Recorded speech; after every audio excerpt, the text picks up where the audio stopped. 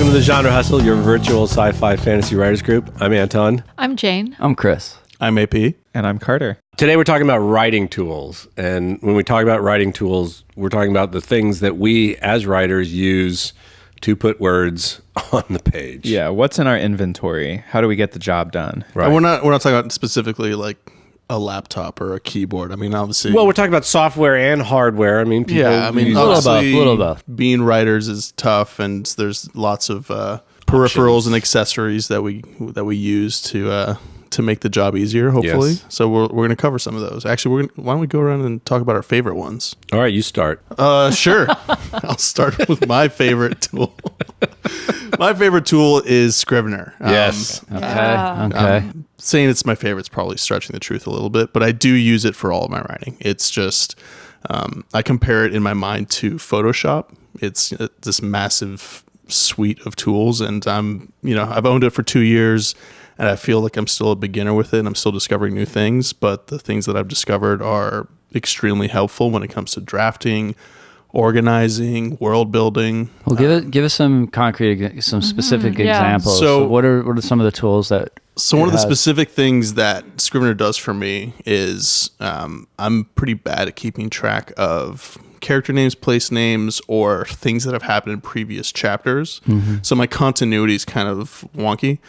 So apart from having an entire section where you can pull up your list of characters, places, and what's happened there or what will happen there, it also has a double window feature. So you can have the piece that you're currently working on and the chapter or the character sketch or whatever else in a separate, smaller window or larger. I mean, you can adjust that. So you can kind of like, if you're rewriting or doing a second draft, you can pillage stuff from the old draft without having to tab back and forth and stuff. Yeah. I've always been really interested in Scrivener. I've seen you use it a lot, but I've never taken the plunge myself.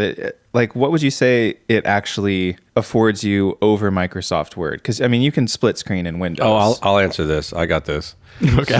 Because I went from using Word into Scrivener. Oh, I've converted. Now, I will say, and Scrivener says this, their output, you ultimately have to go to Word or an Adobe PDF or something. They say throughout their instructions or whatever, they're not the final version. They're not the final application for whatever you're writing. You don't send someone a Scrivener file. You don't send anyone, exactly. You don't send a But Scrivener. Scrivener has, to their credit, a compilation or a compiling tool. Oh, that's my favorite. Yes. Which is great. You say, I want standard manuscript. I want 12-point font, this, that, or the other, and it'll just do it for you. Yes. And Yeah, you can say... I have a tool for that. It's Carter. I'm not kidding. Actually, he did like put my book into its final form before I sent it to the agent. Carter's very Calibri, right? Calibri size 13. Common Sans. Don't even get me started. If we're talking about fonts, No, we're not talking about fonts, Carter. I need a lot of time. We're not gonna. But Anton, what? So the thing about Scrivener that is great is that you can organize everything in there in a way that if you're doing it in Word, you're doing everything in separate files, in folders, and you have to be very conscious of where you're storing things, especially with a longer novel where you've got multiple drafts, or if you're working on chapters at a time. Whereas Scrivener, it's literally all in one file. You have all of your versions, all of the different stuff. You can color code them, you can flag them, you can add notes to them. You can do it. I love the corkboard. The corkboard's great. You put it makes it look like you have index cards on a corkboard, and you can fill them in with whatever you want. You can color You can code move them. around the scenes, and so if you have multiple POVs or something, like it's. I know this sounds like an ad for Scrivener, but it's it does not. sound like that. I'm going to do the counterpoint. Okay, so I have tried Scrivener, and I do recognize it's an amazing tool. I mean, it's got a lot of features that are really cool. I ultimately discarded it and stayed with Word because for me, the learning curve of it and the distraction of having all those tools at my beck and call was actually a negative. I found like I spent more time poking around with Scrivener and like putting things up on the corkboard and like moving note cards around and did less writing. For me, when I open a Word document, it's a plain white sheet of paper. I have no distractions, and all of those things you guys are saying are true, so when I do a novel, I have multiple folders and files, but I have a tried and true system that I've honed over like 8 years or 9 years, and it works just as well. So to counter that, though, I get what you're saying counter for that. sure. Yeah. Counterpoint. I get what you're saying for sure. You can drown. You can be overwhelmed with the options. You can also just open up a blank template. It's a blank thing. You hit enter once. It's a blank page, and then you hit like F11, and that becomes full screen. Absolutely, and you just type into it. I get that, but so no disagreement that you can use it in a simple way. I don't know. But It sounds like you're disagreeing. well, what I was going to say is that there are different types of people. So, like, I am someone who gets distracted by the bells and whistles. So for me, it's like I don't. And I, to be honest, after I tried out those tools. Specifically the note card thing and that sort of thing. And like, I was like, I don't really need this, you know? Fair enough. For me, as amazing a tool it is, and it's well designed and it works great for people. For me, it was more of a net negative as far as workflow and output. So, so for me, Word is like, it gets the job done. And it does it with a minimum of distractions, and I have no learning curve. I don't really have much to add to I use Scrivener. I like it. I don't think I use, I probably use like 20% of its features most of the time. But I will say that on occasion I've used like the outline view feature, which can be handy at a certain stage of your manuscript, I think, when you want to. And I love, when I had the Black Writer, which is dual POV, I color coded the scenes so I could see like, oh, I've got like 4 Kyrian scenes in a row or, what have you. And I that do helped that me all really the time, balance. Help me balance out. Does sound useful. And have you guys used the like the project targets window? That's I find that's kind of nice. I like that one. I like the typewriter view. So you're never at the bottom of the page. You're always in the middle. Always in the middle. Yeah. Oh, that sounds great. Yeah, that's neat. a cool one. Yeah, I don't know. I'm more on Chris's side, I guess.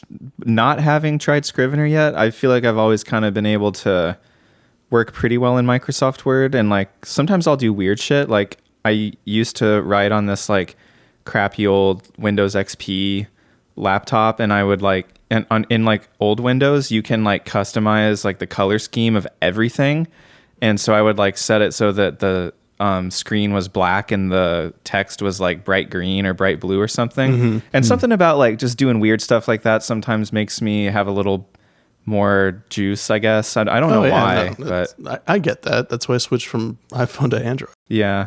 Now, does anyone use Google Docs? Chelsea does. I have.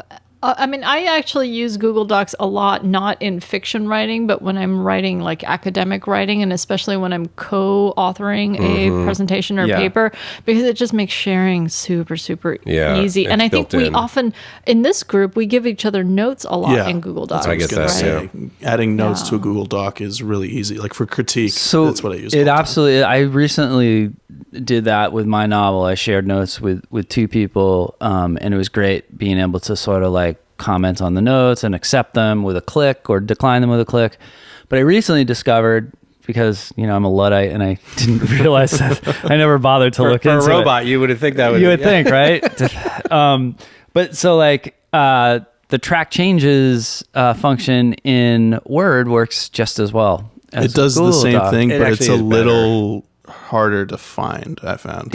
Once I found it though, now it's like you just click highlight changes and it's great for giving other people. What? So sweet. Growing up so I know. Welcome to 1998, Chris. For me, I never used it before. I didn't even know it existed. I know. Look, we're all learning. It's a journey. Yeah, exactly. I mean, talk about Google Docs. I think Google Docs is a bad thing. Yeah, I'm not a fan. It's bad. It's super wonky. You can't customize the toolbar. I actually think that the way suggestions works in Google Docs is bad compared to track changes. I like track changes better now that I've used it. Yeah. What do you like better about it? You can hide it.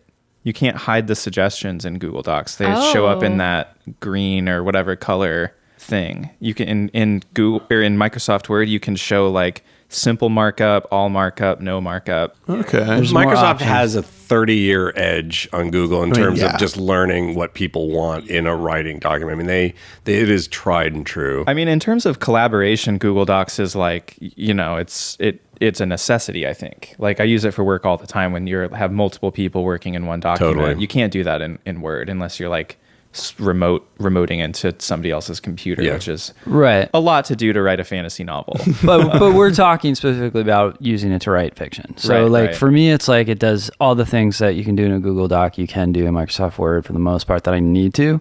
And I found that like using track changes is also great. It's not only great for giving other people criticism, like when you're doing a critique group or whatever and you're making comments and stuff. I find it a big time saver to just go in and make the changes now instead of suggesting in a comment box, oh, you might want to change this to this. You just check it, and if the writer doesn't like it, they just decline. Yeah, totally. I've started using it on my own writing now too. So when I'm doing editing, I'm leaving myself comments. If I'm not sure I want to change something, I'll do the change, and then I'll be able to toggle back and forth and decide if I want to change it later. And that's look at them side by I've side. literally just started doing that in the last like 3 or 4 weeks. And I'm like, oh, this is awesome. So it's just another like moment where I'm like, okay, I'm just gonna stick with Word. I leave comments to myself all the time. Yeah, like I'll be like, oh, double check that this is actually something that she knows about at this point, or like continuity to AP's point earlier, continuity things. Notes to myself. Scrivener, just to go back to Scrivener and its note taking, I use the notes tab of Scrivener a lot too, to make note, because sometimes I draft something and I'll forget, because novels are long and they take a long time. I'll have this moment of like, why did I think this scene was important? What was he trying to say? So a lot of times I'll try to note down like, this scene is supposed to show this, or this is what I'm trying to do with this scene, so that later when I'm trying to rewrite it, I'll understand what the point is. Yeah, I do the same thing too. I have it just to have it right there and remind yourself, oh, this is what I'm trying to accomplish in this scene is nice than like going back and be like, well, where did I put the note for this? Or it's just... Or I'll leave a note for a scene. I'll create a card for a scene and say, oh, in this scene, Varja is, threatening the mind boss or whatever. And like, just write down what I want to happen and then move along. Cause I just remember like, I don't know what I want to write there, but I know I need a scene there, and then I'll just move to the next scene, something like that. But I can definitely see that being helpful. And you can write scenes easily out of order. Like I like that. In a Word document, I always find like, if you're a monster. Exactly. You have I don't that often, but if you need to. It's a horrible thing to do. Does anyone use like actual pen and paper? Does anyone write any pen? I don't do prose on pen and paper, but I definitely like write notes about everything and like character sketches, and like I'll jot down like a line if I think of like a good line while I'm not at my computer and stuff. I have a separate notebook for each work in progress, and then one for short stories. So like Ellie and Hugo has a notebook. The Black Writer has a notebook. Are they color coded? Chelsea would be so proud. Not yet. But yeah, I do a lot of drafting actually, especially if it's a thing that I don't know where it's going yet, and I need to sort of discovery write for a while. I'll do that by hand. I have recently, and when I say recently, I mean the last 2 years, 3 years, started. And so I used to do a lot of notebook stuff, like take little notes. And I still do occasionally have a notebook that I'll use to jot stuff down. But now I just pop open my phone and I do an audio recording of whatever ideas are in my head. So, and I started doing this. At one point I started doing these really long walks and runs, and I would like literally get an idea. I'd get a lot of ideas when I was walking and running. It's not handy to stop and write in a notebook, so I would just go, and I'm sure a lot of people. You're literally just sitting there talking to yourself. No, I mean, as I ran or walked, I would just kind of do the note, and it would be rambling and whatever. But then going back later, I could distill it down to what I need, and I still use the recording function on my phone for that a lot. I have like just tons of files that say like Chapter 7, the anomaly, idea for this or whatever, and I think that's brilliant. I think Steven Spielberg used to, when he would get writer's block, apparently, not that I know him, but he would like drive around with a old school tape recorder in his passenger seat and just drive, and then the ideas would come and he would record. So there you go. Yeah, you and Steven Spielberg, we're basically the same guy. That makes a lot of sense.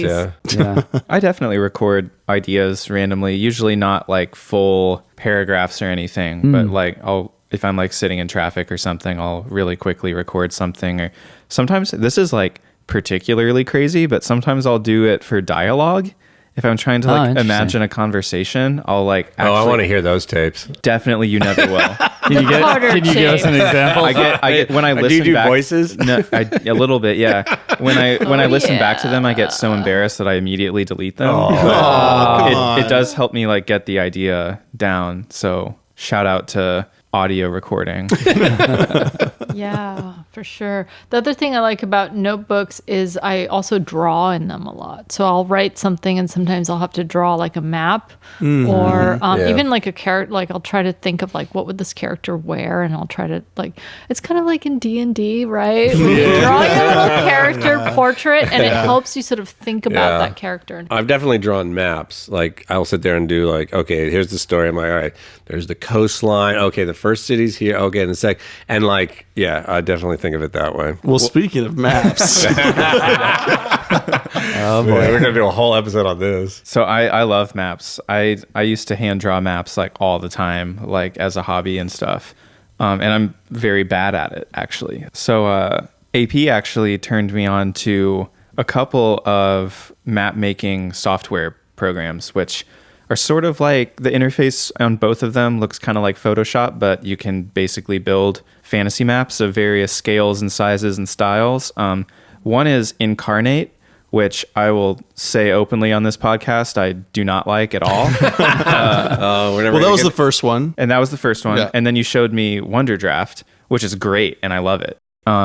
It has a bunch of different like styles that you can do and different sizes. One thing that I really like about it is you can make detail maps. So if you like build a world map at a certain size, you can like make a cutout of like a continent or an island or something, and it will make a full size re-rendering of it. So like it's all to scale and stuff, which is awesome. So cool. That sounds so much fun that I'm like, I can't ever get that because I would just not write. So so let me just add, can I just add kind of to everyone listening, like this totally counts. All this stuff totally counts.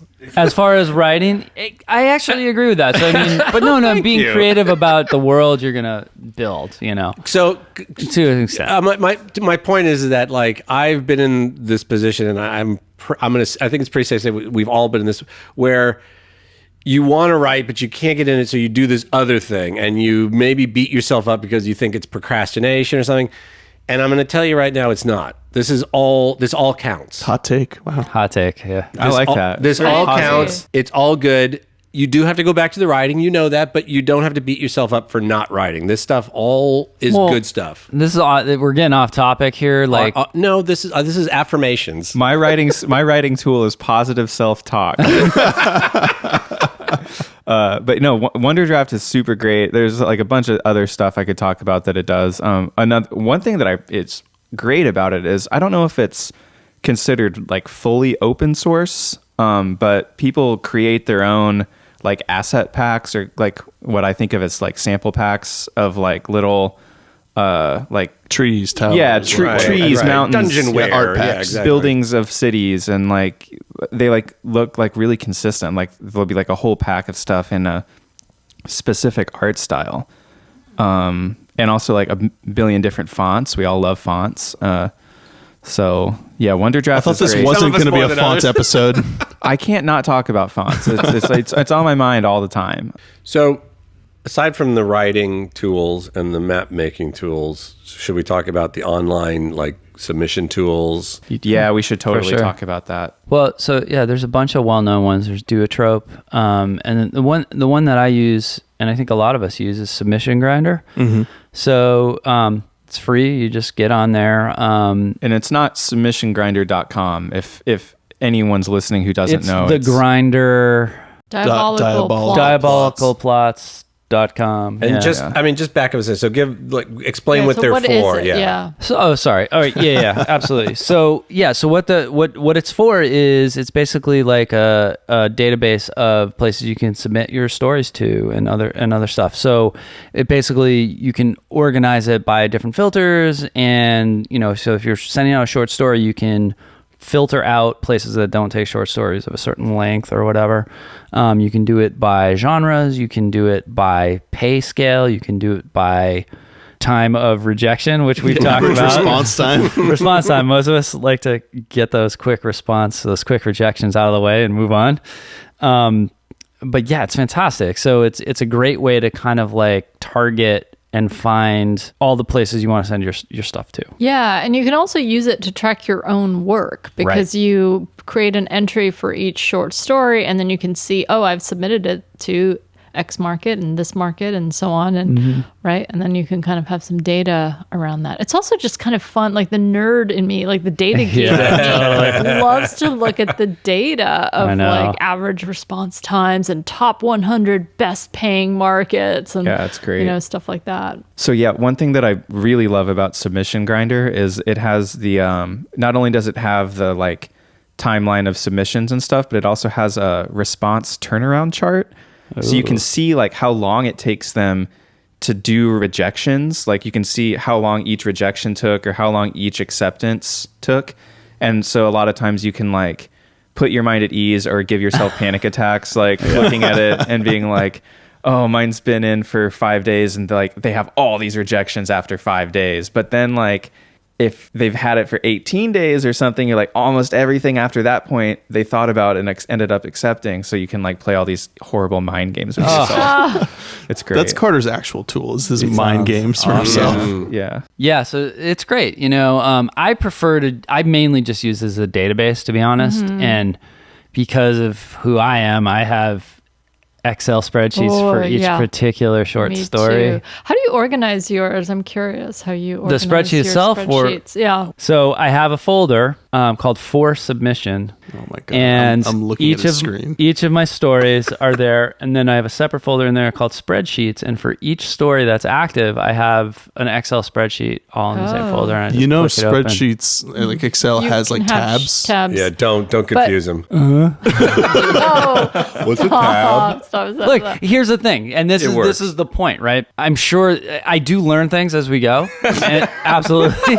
I like that you have to validate that. I like you to explain that to us. The point is, to your point earlier, Anton, is that I actually think only writing time really counts for writing time, if you want to get down to it. And for me, the best way to ensure that I write a lot and get a lot done is to not worry about this stuff other than to make it work for me. No, 100%. Yeah, I mean, writing. Sure. Sorry, go ahead. So there's lots of little shortcuts. Absolutely. And when I do learn them and adopt them, I'm always happy about it. No, you're right. It's just we like making fun of you. I know. And that's, I get that. We like making fun of you. So do you, so in each sheet, then you have the story and then you like track. Let's go into it. So I'm going to open this up.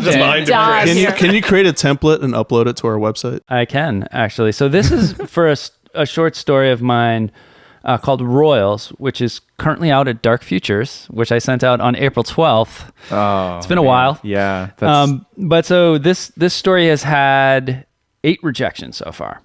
I'm not going to list all the places where it's been rejected from, but like it's a very simple spreadsheet. That's all I really put. If occasionally I'll make notes if I get feedback or something like that, but that was a Shimmer Beetle story. I remember that one. Do you track how long it takes? Like when you sent it out? I have a row for when I submitted it and when I got rejected. There you go. Once or twice I've had a acceptance date, but that doesn't happen that often. Right. So, but to your point where you say you're trying to save time and not get caught up in whatever works for you, I mean, this is all stuff that Submission Grinder does for you automatically. So absolutely. Is this just because you started doing this first and you didn't want to switch over? Or? It's because, and I just prefer to have it offline, kind of. I know it's not like I'm afraid somebody's gonna look at my shit. I don't care. And it is annoying. Like Submission Grinder is an old website, and it like takes a while to like fill out the stuff. To like you have to like create a submission, and then go to a different tab and like find the market, and then log that you submitted it, and then log your rejection. It's just a whole other thing. I mean, it does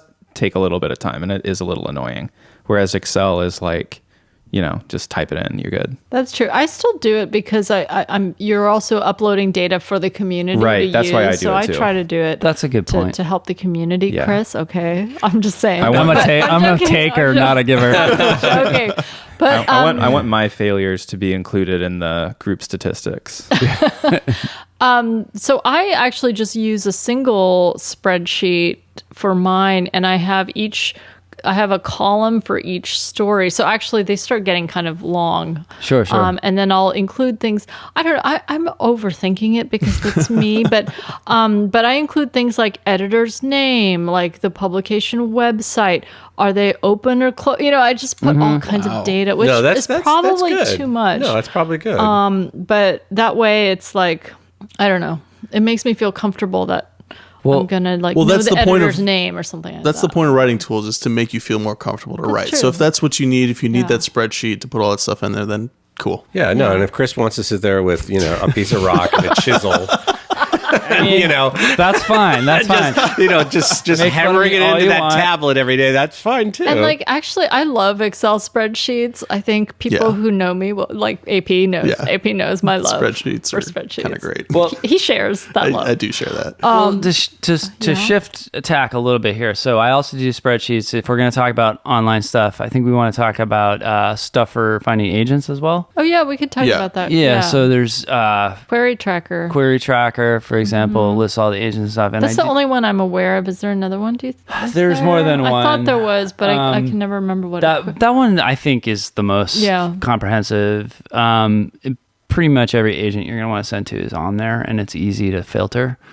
Another thing I've done is make a spreadsheet for agents, more similar to Jane. It sounds like your short story thing, with a lot more detail. Their website, what they're looking for, favorite color, whether they accept gifts of chocolate. Yeah, the whole thing. How much you've tried to bribe them with Twitter information, etc. Yeah, for sure. I just want to say one more plug for spreadsheets before we move on. Which is that I also use spreadsheets sometimes to outline my novel and to track word counts. Oh, you actually showed me like 2 years ago or something that spreadsheet for like how you outline your novel, and it like automatically apportions about how many words and pages you need. So like if it's a simple formula, but it's basically like you set it up to be in like 3-act structure or whatever, and then you'd say how many total words you want your novel to be, or what like your target is, or how many chapters, and then it automatically tells you like, so you should be at your inciting incident getting into Act 2 at about like 15,000 words in or something like that. Which cool. I think is fun for, especially if you're writing genre novels, because they tend to follow those structures very closely. Yeah. I think that's Jamie Gold's Beat Sheets. Jamie Gold is a genre writer. She has a bunch of resources on her website. So I think I got it from there. But I also just use it to track like daily word counts too. Because I love data and I like knowing like, last week I wrote, 20% more than this week. I wonder why, or, it's a good sort of self-diagnostic and kind of motivates you to be able to update that word count at the end of the day. And I love doing science on myself like that. That's great. I love that stuff. Also, on the topic of querying, this is more of a resource than a tool, I guess, but Chris got me addicted to reading Query Shark. Oh God, I love Query Shark. I love her. It's basically a website where people submit their queries as though they were querying an agent, and she is an agent. She is an agent. Yeah. And she provides feedback ranging from absolutely brutal to brutal yet helpful. I mean, it's all helpful. It's all helpful. But, absolutely. It's a really good way to like get a sense for how agents respond to query letters. And on her website she makes it very clear, read the frequently asked questions, and the first thing is like just read them all. And like I did that, and it was really helpful because you see a lot of like the same mistakes being repeated, and again, it's subjective, but her feedback is really good, and she also will repost when people respond to her. Those are my favorite. So she'll give the critique, they'll take that into consideration, rewrite it, and send it, and she'll do, and sometimes they're 3 or 4 in a row. And you see the evolution of it, and you're like, God damn, that's so much better than it was. Really helpful.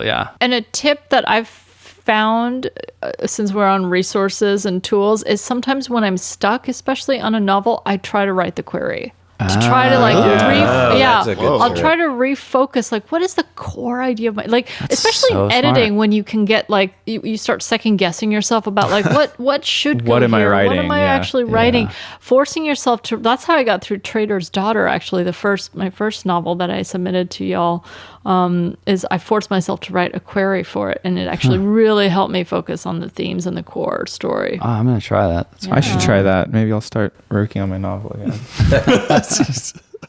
Says Carter. Kind of trailed off there. Maybe Yeah. like Yeah. one last thing I thought about. Has anybody tried doing like text to speech? We talked about audio recording and then transcribing it ourselves. Not but, like, yet. I'm curious about it. Yes. The new Microsoft Word just came out with an improved speech to text. I Well, wanna there's check speech to that out. text and Wait. text to speech. Oh, I'm sorry. What did you say? You said text to speech. No, I mean, let's we're talk here about now. both. I mean, Yeah. they Yeah, both let's talk have their about use, both. right? Yeah. Yeah. So I meant speech to text because like when I was younger, I thought the greatest idea ever would be if I could just talk a word or a paper for school or something. sure. And I think the technology is like almost there, but when I've tried to use it in the past, I've had so many problems that the time it takes to edit and especially with like proper nouns and stuff. It's not great for fantasy. No, it's Yeah, not. you definitely, and I think even now, whatever you're using, you have to attune the application. As Absolutely. It were. I haven't used it much, but I did look into Dragon is one of the third-party ones. Dragon to do it. Text. Dragon Speak. Text. Dragon Speak. Dragon Speak.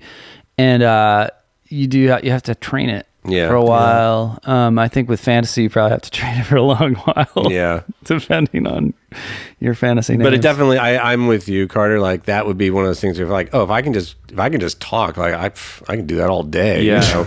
Can you? Yeah, I know. It's hard to believe, but yeah. I'd love to try it for like a short story or Yeah, something. yeah. to see So it's on if- my list of See to-dos. if it makes the end product any different or better or worse or something. But yeah, even no matter what, I think you still have to edit it. You have to do another pass and rewrite it. So Sure, yeah. But yeah, if you can get that first, spaghetti draft just from talking, Yeah. And I really like the text to speech because I like, especially for a short story, because it doesn't take that much time.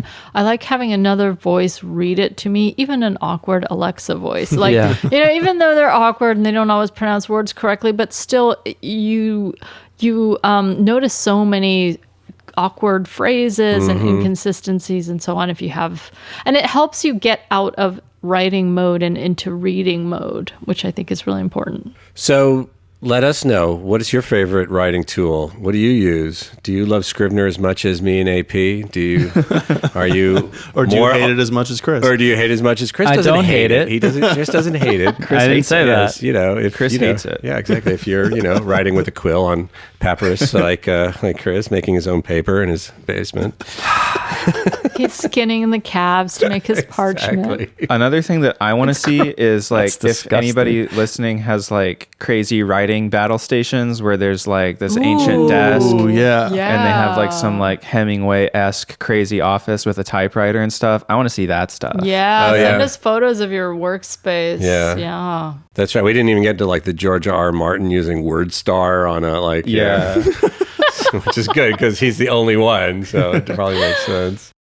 So that was the episode. This has been the Genre Hustle. Bye. Thank you for listening to The Genre Hustle. You can find us on our website, www.genrehustle.com, on Twitter @genrehustle, or on Instagram @genrehustle.